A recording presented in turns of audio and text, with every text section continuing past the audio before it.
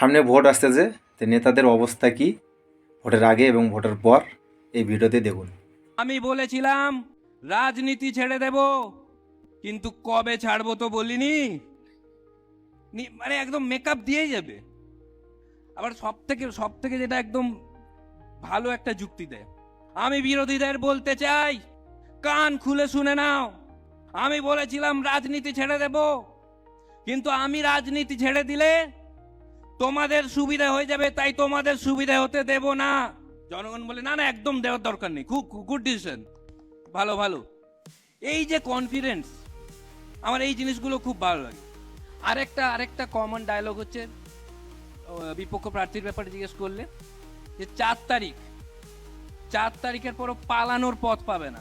4 তারিখ যদি বিপক্ষ প্রার্থী জিতে যায়, দাদা বলছিলেন পালানোর পথ পাবে না, বলে হ্যাঁ এখন কোথায় আছো, বলে এই এলাকাতেই, দেখলেন পথ পেল না, ঠিক মিলিয়ে দেবে। একদম সঠিক বলেছে এই দাদাটার ভিডিও আমি দেখি, পেজটার নাম হচ্ছে বিটকেল বাঙালি। একদম পারফেক্ট বলেছে। তাই তো, তোমাদের কি মনে হয় অবশ্যই কমেন্ট করে জানিয়ে দেবেন।